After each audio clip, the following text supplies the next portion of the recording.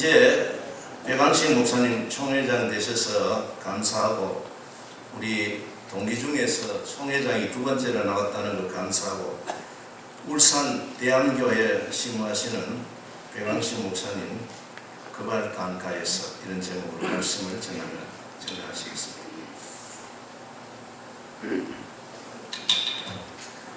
저는 이종찬 목사님 시 이렇게 잘하는 줄 처음 알았습니다. 나이가 먹을수록 또 완성미가 더 있는 그런 시인 것 같습니다. 오늘 우리 동기 되시는 우리 유호건 목사님 찬양에 참 은혜가 되고 좋습니다. 앞으로 저희 교회도 한번 불러가지고 한번 득성 들었으면 좋겠습니다. 인사드립니다. 자주 뵙지를 못하고 이렇게 이 자리에 나와 인사드립니다. 지금 우리 교단은 12,000 교회, 그 다음에 300만 성도라 그렇게 알려져 있지만, 지금 현재 우리 조사에 의하면 한 50만 명 정도가 줄었습니다. 그리고 한 1,500교회, 1,000교회 이상이 줄었습니다. 이런 지표상에 보면 분명히 우리 교단은 위기라는 것을 우리가 알 수 있습니다. 그러나 이것보다 더 큰 위기가 저는 내적으로 존재한다고 생각합니다. 우리들의 가슴이 옛적보다 식어졌고, 우리들이 옛적에 앉아서 눈물들이 영혼 붙들고 울었던 그 옛날에 아직도 생생한데, 종들의 가슴이, 우리 교단의 목사들 가슴들이 다 식어졌습니다. 정부에서 나와서 예배 드리지 말아 하는데 겁을 먹고 교회당을 폐쇄하고 예배를 폐쇄하고 기도를 드리지 않고 성가들을 세우지 않는 이런 깡이 사라진 이런 개혁신학에 실종된 껍데기만 개혁신학이지, 그야말로 우리는 그런 어떤 예배에 목숨을 걸고 영혼의 생명을 거는 그런 사회가 우리가 사라졌다는 것이 더 저는 위기라 생각합니다. 뿐만 아닙니다. 우리는 이렇게 옛날에 흘렸던 그 눈물, 그리스도의 옷자락 붙들고 하나님 앞에 부르짖던 그때, 이 자리에 앉아서 울면서 하나님 앞에 생명 들고 울었던 그런 현상이 지금 우리 후배들 사이에서 사라지고 우리 교단 속에 사라졌다. 나는 이것이 더 위기라고 생각합니다. 우리가 위기가 아닌 때가 어디 있었습니까? 계속해서 매년마다 위기였고 매 순간마다 위기였죠. 그러나 위기 때 우리 교단은 더 힘을 발휘했고, 어려울 때도 우리는 더 하나님 앞에 기도했던 사실들을 우리가 목회 현장에 얼마든지 찾아볼 수 있죠. 우리는 신학을 졸업하고 목사 안수 받고 그러면 목회가 저절로 되는 줄로 그렇게 생각을 했었습니다. 그리고 좋은 위치에 아파트 숲을 이루면 교회가 되는 것 같이 했었습니다. 그러나 목회가 그렇게 쉽게 되는 것이 아니었다는 것입니다. 여러분, 1551년도 트렌트 종교회의가 있었습니다. 거기 14차에 보면 이런 말이 있습니다. 수도복이 수도성을 만들지 않는다. 수도복이 수도성을 만들지 않는다 하는 경고가 있습니다. 이탈리아 사람들은 그것을 자기들의 중요한 모토로 삼았다는 것이죠. 즉 다시 말해서 우리가 목사가 됐다고 해서 목회가 저절로 되는 것이 아니죠.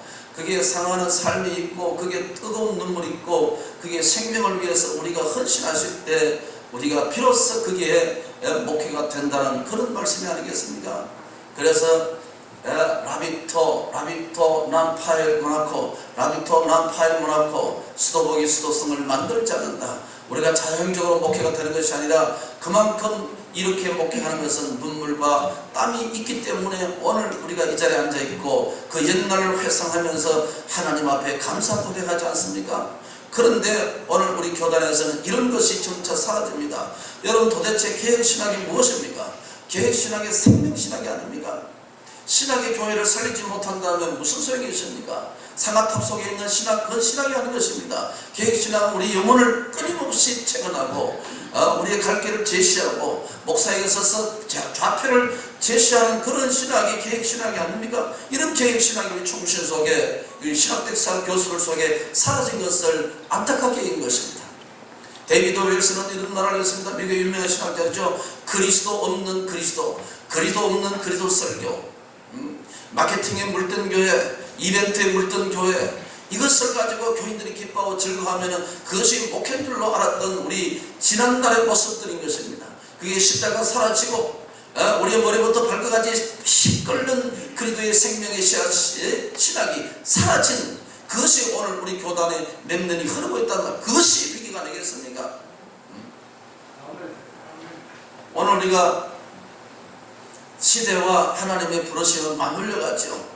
하나님께서 우리를 이 시대에 부르시고 이 시대에 사역하는 것은 다 하나님의 뜻이죠. 그러니까 선지자의 부르심, 우리의 부르심과 시대와 맞물려가는 것입니다.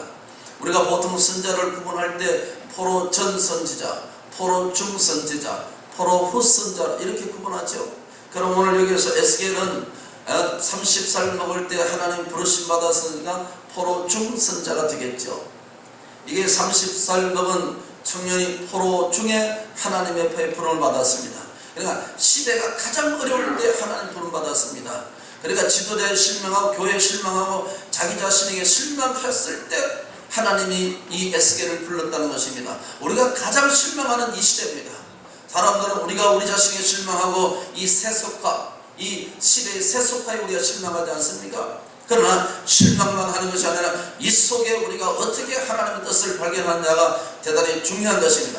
그래서 그는 에스겔이 오늘 그발 강가라 하는 중요한 1절 말씀에 여기 나와 있습니다.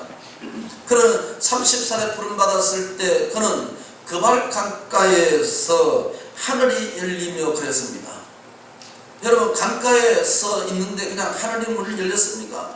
크리스토퍼 라이트 같은 사람들은 이렇게 해석합니다. 그발 강가에서 하늘문이 열린 것이 아니고 그발 강가에서 신앙의 행동이 있었다는 것입니다. 그게 뭐냐면 기도의 자리로 그렇게 해석했습니다. 그러면 그는 이 그발 강가라는 것은 큰 강이 아니고 새강이라는 것입니다. 많은 사람이 찾아드는 것이 아니고 아무도 찾지 않는, 그래서 메탈 읽었던 사람들은 쓸쓸한 새강이라 그렇게 해석했습니다. 그런 매일 민족과 자신과 나라에 절망하고 자기에게 절망하는 이 젊은 청년 30살 먹은 사람이 매일 찾아가는 것이 어디입니까? 쓸쓸한 색강에서 그는 엎드려서 하나님 앞에 기도했다는 것입니다. 그러니까 여기서 하늘이 열리며 그랬습니다. 하늘이 열리니까 하나님의 모습이죠. 오늘 우리는 하나님의 모습을, 즉 하나님의 은혜를 체험해야 되는 것입니다. 오늘 우리 가슴을 뜨겁게 하고 우리에게 새로운 생명을 제시하시고 지금도 우리가 하나님이 불러가는 그날까지 우리가 우리에게 주어진 생명들이 있습니까? 사명이 있지 않습니까? 그 사명을 붙들고 하나님 불러가는 그날까지 사명 감당하는 종들이 되기를 축복합니다. 그래서 우리가 하늘이 열린다고 그랬습니다. 우리는 그렇지 않습니까? 하늘이 열리면 목회가 되지 않겠습니까? 하늘이 열리면 우리 땅의 것들이 열리지 않겠습니까? 하늘이 열리며 하나님의 모습이 내게 보이니 그랬습니다. 여기 중요한 것은 내가 보는 것이 아니고 하나님이 보여주셨습니다. 어떤 자에게 쓸쓸한 색강에 그발강에 엎드려서 민족과 교회와 자신의 아픔을 붙들고 울었던 이 에스겔에게 하나님이 하나님의 모습을 보여줬습니다. 여러분, 하나님을 본 자는 세상을 두렵지 않습니다. 하나님 보자고 세상 보면 세상이 두렵지만, 제가 총회장이 되고 난 후에 문죄인 대통령께서 난을 보내왔어서 비서관이 저희 방에 기다리고 있다고 했습니다. 그래서 저를 얼른 뛰어가지 아니하고 10분, 20분 기다리도록 만들었습니다. 하도 제가 화가 났어서. 왜냐? 예배를 방해하는. 대통령 말씀을 전해주신다 그래요. 대통령 말씀을 전해줍니다. 축하한다. 그러면 저의 말도 문재인 대통령에게 전해질 수 있습니까? 그러니까 예, 총회장 말씀 전해드리겠습니다. 가장 큰 교단의 총회장입니다. 그러면 예배를 방해하지 마시라. 자율방역을 하도록 하지 왜 구청에서 나오고 시청에서 나오고 예배를 드리나 마나 당장실에 와서서 왜 간섭하느냐. 자존심 상해서 견딜 수 없습니다. 제가 그런 이야기 했습니다. 그 다음에 내가 했습니다. 그러면 왜 종교의 자유를 억압합니까? 언제 우리가 종교의 자유를 억압했습니까? 제가 받아쳤습니다. 비서관님은 모르는지 몰라도 기독교는 예배의 자유가 종교의 자유입니다. 처음 듣는 소리인데요. 당신 정부 안 했으니까 처음 듣는 소리지. 예배의 자유가 종교의 자유다. 그렇게 얘기했습니다. 여러분, 이 목사님, 우리 목사님들도 이걸 모릅니다. 여러분, 우리가 예배를 위해서 생명 바쳤습니다. 예배를 위해서 순교한 사람이 있었습니다. 그런데 우리는 그 관리들에 있어서 문을 닫고 기도를 안 하고 금요 기도도 안 하고 수요일도 안 하고 그렇게 했었습니다. 누구를 탓하겠습니까? 제가 전국 장로회 설교하면서 이랬습니다. 앞으로 목사님들이 혹시 잡혀가더라도 장로님이 대신 잡혀가십시오. 왜냐하면 목사님은 설교해야 되니까 아무도 아멘 안 하시더라고요. 여러분, 그런 깡이 없습니다. 장로님은 뭐가 더 없습니다. 그래서 제가 그랬습니다. 대통령께서 다시 말씀드려서 저는 한 주간 더 하시는 우리 교단에서 4만 명 목사님 4만 5천 명 장로님들이 이제는 데모해야 될 것 같다고, 그래서 제가 가운을 입고 합동청 목사로서 청와대 앞에 가서 데모하도록 작정하고 있습니다. 총회장님, 절대 그러면 안 됩니다. 그럼 예배 방해하지 마시라고. 왜 예배를 방해하느냐고. 당신들이 뭔데 방해하느냐고. 자유를 방해해서 우리가 잘못했을 때 당신들이 페널티를 주고 벌금을 때리지 왜 그러냐고. 그렇게 제가 깡을 부렸습니다. 그리고 마지막 신의 한 수를 썼습니다. 우리 노예 나와바리가 문재인 대통령의 사제가 있는 곳입니다. 울산 남쪽, 그 다음에 양산에 사제가 있습니다. 거기 못 들어옵니다. 우리 나와바리 못 들어옵니다. 프랑카드 들고 그것만은 하지 않았으면 좋겠다 그러더라고. 그러면 예배 방해하지 마세요. 수천 년 동안 한 예배를 당신들이 뭐라고 예배하느냐고. 오늘 제가 106회 총회장입니다. 106회 동안 총회를 하는데 당신들이 3군데 4군데 분산하라고 얼마나 그렇게 당신들을 난 길거리에서 이런다고 내가 울산광역시장한테 이야기했다고. 그렇게 간섭한 데가 어디냐고. 그렇게 제가 했을 때 물론 그 때문에 열린지 풀어지는지 저는 그렇게 말씀할 수는 없지만, 그러나 오늘 우리가 하나님을 경험한 자로서, 우리가 하나님의 부르심 받은 자로서 너무 우리가 예배에 대해서 우리가 쉽게 버리고 기도를 피해버리고 그랬던 저희들이었습니다. 저는 여러분들 알다시피 우리 장로님은 국민의당 원내 대표이신 김기현 장로님이십니다. 그리고 남구청 청장 되신 분도 우리에게 안수신 분입니다. 한 번도 성가대 쉰 적이 없습니다. 1부, 2부, 3부, 4부 저녁예배 수요일까지도 성가대 한 번도 쉬지 않습니다. 나 잡아가라 그랬습니다. 근데 시청에서 구청에서 나와서 목사님 같은 분들이 모범을 보인다. 난 모범을 보입니다. 나 하나님 앞에 모범을 보여주지 당신들 했냐. 그럼 나 잡아가라. 아니면 나 대신 김기현 장로 잡아가라. 그분은 국회의원인데요. 잡아가라 내가. 이렇게 깡을 부렸습니다. 여러분, 하늘이 열리면서 하나님을 경험한 자는 우리가 무엇이 두렵습니까? 오직 우리가 두려워할 대상은 무엇입니까? 전능하신 하나님이 우리의 두려움의 대상입니다.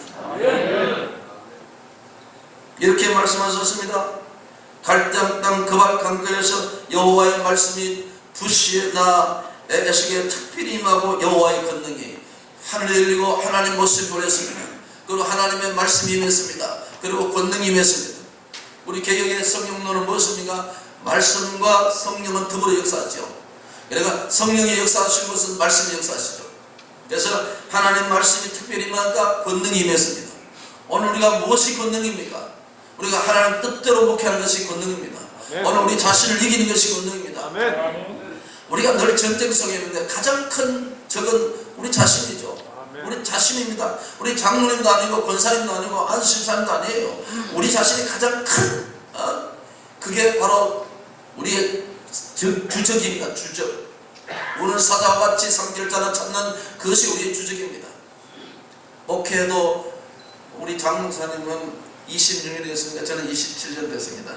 장목사님 우리 노예에 있다가 이제 다른 노예를 가셨으니까 말이죠. 근데 목회도 참 목회가 안 됐습니다. 저는 오랫동안 신앙에 지내서 자란 분이 아니기 때문에 그래서 참 목회가 힘들었어요. 그래서 어느 날 이 목회를 두고 하나님 앞에 그만둘까 이럴까 저럴까 고민할 때가 있었습니다. 그리고 하나님 앞에 제가 그래도 외국에서 조금 공부도 하고 이러는데 이 목회가 안 돼요. 그래서 이 야단 났다 싶었어요. 그래서 어느 날 주일 밤 예배를 마치고 하나님 앞에 옷을 갈아입고 울산에 있는 뒷산에 올라갔죠. 그래 바위 하나 깔고 앉고 그 다음에 혼자 가면 또 무서우니까 후배 하나 목사님 데리고 그래 올라갔습니다.